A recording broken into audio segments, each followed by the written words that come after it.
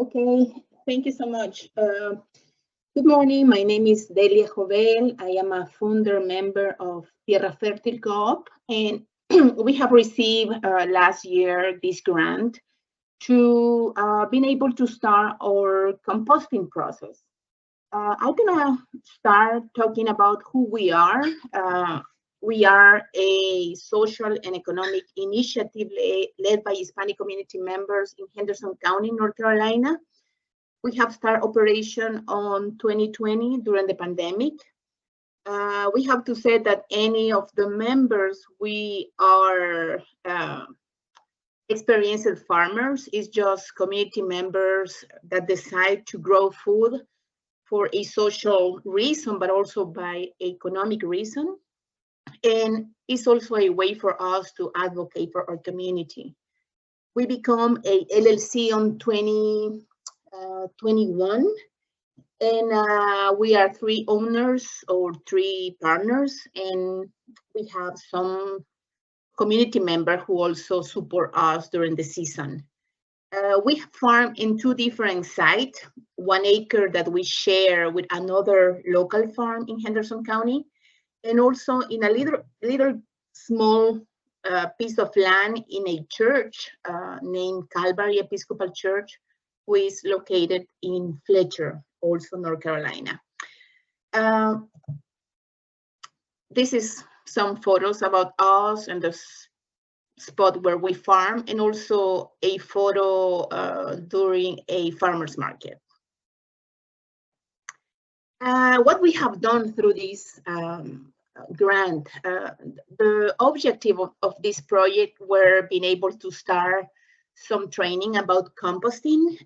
We haven't had any experience about this process, and to be able to have a small training, we have understood how we can improve this process and also support our own Farmer Coop, because honestly, it's a supply who has become very expensive for us, and being able to produce our own compost is also a way to be more sustainable.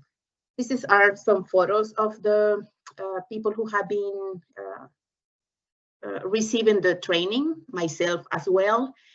And the last photo is a visit that we have done to a vermicomposting site. What we have learned, it was a very basic teaching process or learning process. We have understood what kind of waste we can compost, and also what to avoid in the compost pile. I have to say, when we start on 2020, we have been putting almost everything, whatever we consider that was compostable, were on the pile.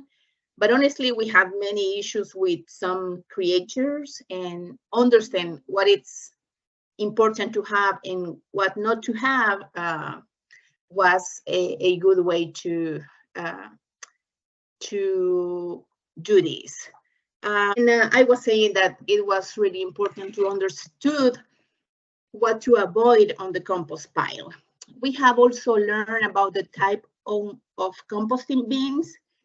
You're gonna see later some photos about what we have done. We have also understood the basic composting care about temperature, the moisture, and the oxygen that needs to being able to process all the waste. Also, we have learned about compost maturity. We have understood that sometimes it's not because we see that it's already compost we can use directly to some of our crops. It's maybe important to wait and understood the different stage of the composting. We have also understood about the compost uses, and we have learned about vermicomposting, because we have been really impressed about what worms can do for us.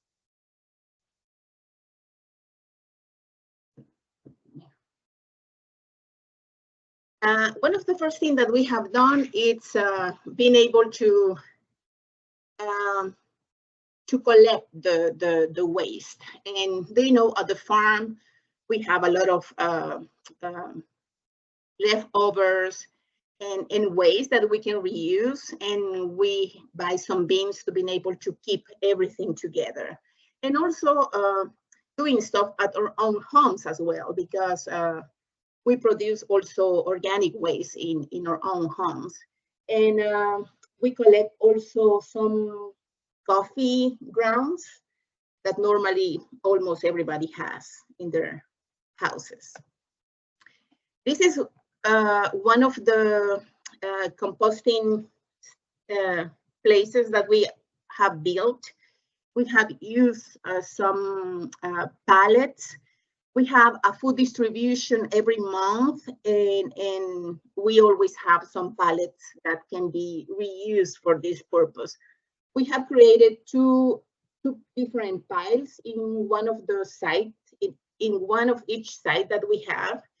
And we have also buy these, if you can see in the image, is a special bin where you can also process.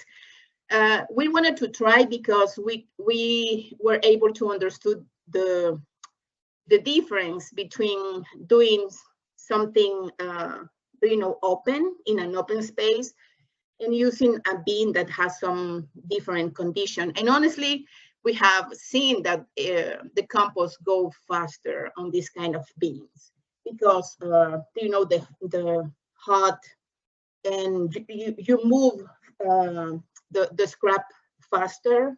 That just increase the capacity of the compost to become ready.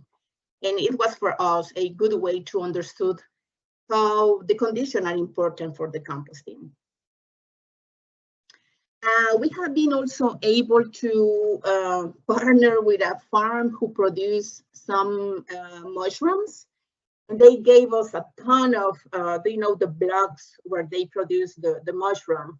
What we have done is we have collect this bag, take off the content of the bags and putting on these huge bags that we are recycling to.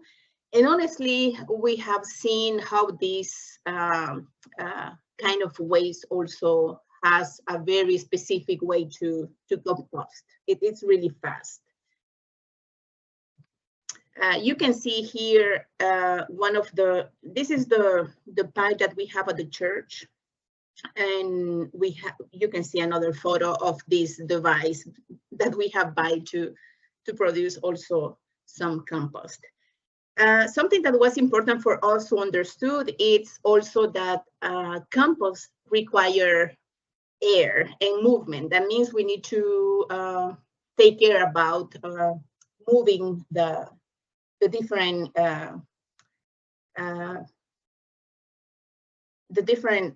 piles of compost that we have. For a while, honestly, we put in everything over each layer of waste. But honestly, that was also important to understand that the compost require oxygen, require humidity, require this movement to accelerate the process. This is the first pile that we finally have. We have started this last year. In April, we have a small pile of compost that was ready. And you can see we are using it on one of the raised bed that we have in Calvary Episcopal Church. And finally, I wanted to share with you that we decided to buy some worms because honestly, we are really excited about how good is the compost that worm produce. We have already buy worms and we have buy also not just with the funding of this grant, but with money from the co-op to buy these urban worm bag. That is a way to create layers of weights.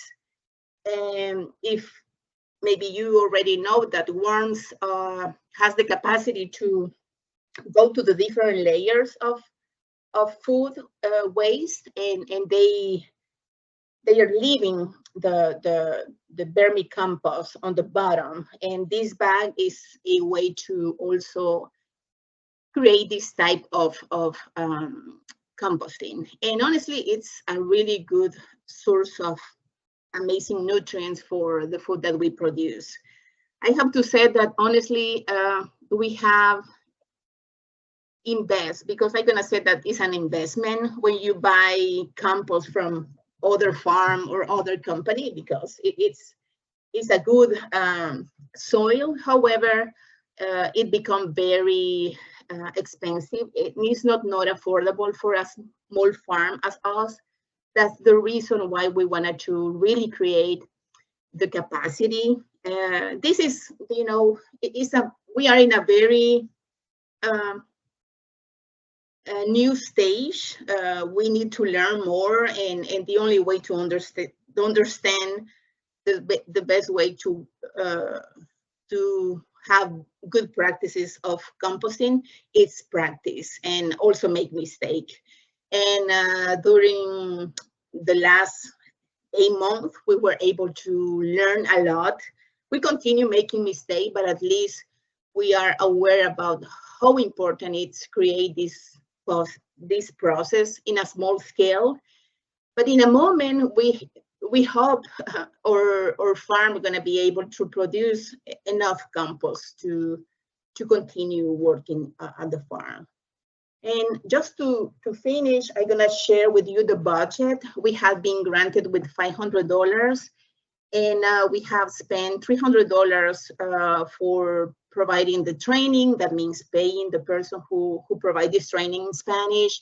We make a small visit to somebody who has vermicompost production or vermicomposting farm. Is in a very small scale.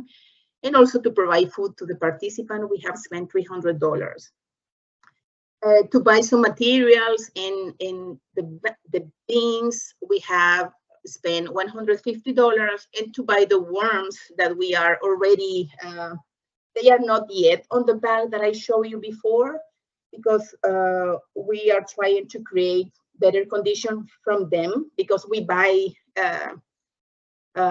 dried worms. I don't know what's the right way to say it, but they need at least 2 weeks before to be ready to go to the bag, to the urban bag.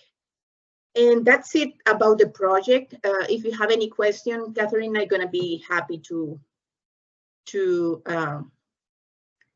answer the question.